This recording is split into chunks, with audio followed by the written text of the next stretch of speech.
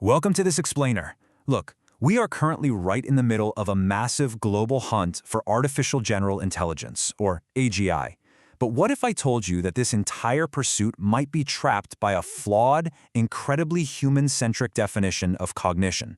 We keep searching for human-like thinking in machines, but the data is telling us we might be completely missing the actual architecture of how intelligence evolved in the first place. So I want to throw this question right at you. Are we measuring AI cognition completely wrong? Right now, so much of the conversation around artificial intelligence is obsessed with trying to spark some magical, invisible inner glow of consciousness. You know the debates, asking if a chatbot is aware or if it truly understands us. But the research we're unpacking today argues that this is a complete metaphysical dead end.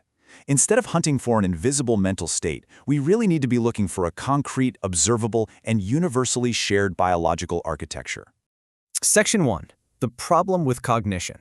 To understand why we're so stuck, we really have to look at the historical deadlock between biology and psychology. Historically, biology has been fantastic at explaining physical mechanisms, right? But psychology, it often relies on these vague abstractions, searching for consciousness, mental states, or human-like intelligence. And that's a dead end, because we just can't objectively measure those internal properties across different systems. Instead, the new paradigm focuses entirely on observable architecture. Cognition isn't some magical substance, it's a functional capacity. It is literally the structural ability to control behavior in response to information. Section 2. Behavior change is key. If we strip away all those vague abstractions, we pivot to cognition's actual, observable footprint, which is the exact moment a system alters its trajectory. The researchers call this the B1 to B2 transition. So B1 is your ongoing activity pattern, and B2 is the new one. This transition is our empirical handle. Cognition becomes visible precisely when an ongoing behavior changes because of new information. And notice the absolute key phrase here, triggered by a non-contact informational event. If a wave physically washes a crab off a rock, well, that's not cognition, that's just physics. But if the crab sees a shadow moving and darts under a rock before the seagull arrives, the shadow is a non-contact informational event. The crab changed its behavior based on information. Now, for this B1 to B2 transition to actually count as cognition, alternatives matter. The system must have a choice structure among viable continuations. This ties right back to Ashby's law in cybernetics, which says a system can only regulate a changing environment if it has enough behavioral variety to meet it. Think about it. If a rock is pushed by the wind, it only has one physical path, no alternatives. But a living organism facing a shadow, it can freeze, it can flee, or it can fight. The fact that it selects one biologically plausible continuation over another, that is the very essence of informational control. Section 3. Anchored by survival constraints. But why does an organism make a choice in the first place? Well, every informational choice is anchored by the permanent background requirements of living systems. We can break these down into three main pillars: energy, safety, and reproduction. ESR. A system has to acquire and maintain energy. It absolutely must avoid irreversible harm to stay safe. And it must ensure the continuity of its lineage through reproduction. Every single time that crab, or a bird, or you and I make a B1 to B2 transition, it is ultimately anchored by these fundamental ESR constraints. So the absolutely crucial distinction here is between goals and tasks. Goals, like energy, safety, and reproduction, are invariant. They don't change. A zebra calmly grazing and a zebra sprinting for its life from a lion share the exact same underlying goal, maintaining viability. Tasks, on the other hand, are the variable situational problems that force a behavioral switch. Survive is a goal, but decide whether to ignore that rustling grass or sprint away right now, that is a task. Living systems don't control goals, they control situational tasks.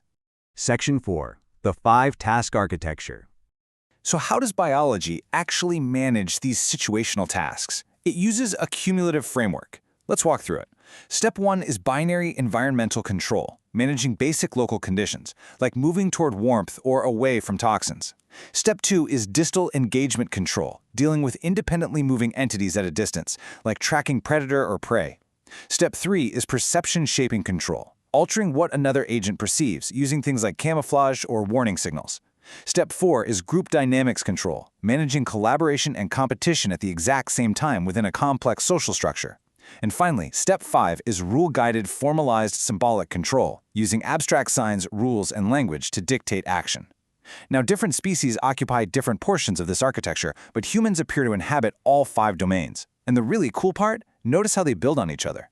You literally can't have group dynamics if you can't even perceive entities at a distance. Section 5. Lessons from biological diversity.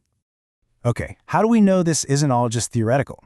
1,530. That is the massive number of species analyzed in the comparative dataset backing this entire model. From bacteria to plants, from insects to mammals, researchers tracked their behavior changes. And the data proves this 5-task model is entirely substrate independent, meaning cognition isn't restricted to nervous systems or big human brains. A plant shifting its growth to avoid a shadow, and a human stepping out of the way of a speeding car, they are both executing task domain control. They use completely different biological hardware, sure, but the underlying informational architecture is identical. And what this dataset fundamentally proves is that this architecture acts as a cumulative scaffold. There is no skipping and there is no reordering. It acts like a stack, not a menu you can just order from. You will never find a species that has mastered abstract symbolic rules, but somehow can't navigate basic environmental control. Different species occupy different portions of this architecture based on their specific evolutionary needs, but the sequence itself is fiercely conserved. It is a strictly gated evolutionary dependency. Section 6. The real path to AGI. Which brings us to the ultimate application of this research, weaponizing this framework to cut straight through the current AI hype. The fatal flaw in modern AI really comes down to execution versus recognition. Current large language models are genuinely incredible at task execution. We assign them a frame, give them a prompt, and they scale performance to execute it with massive symbolic fluency. But biological cognition natively possesses task recognition. It organically recognizes which informational domain is currently active in the real world without ever being told. Current AI completely lacks the architecture to do this. An AI can generate a brilliant, award-winning essay about a predator, but it doesn't have the underlying architecture to organically recognize a threat in its own environment and dynamically shift its behavior to ensure its own safety. It executes, it doesn't recognize.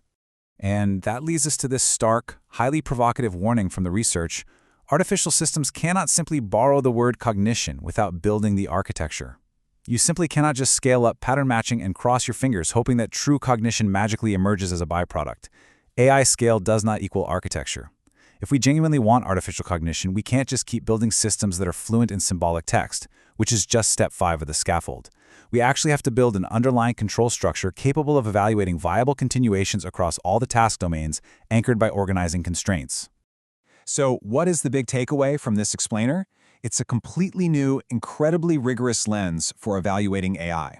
The next time you see a flashy headline claiming an AI has achieved human-level intelligence or awareness, I want you to ask yourself this lingering question.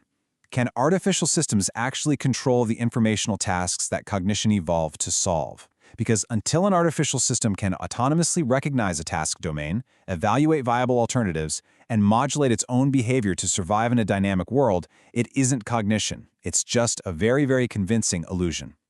Thank you for joining me for this explainer, and keep questioning the architecture behind the intelligence.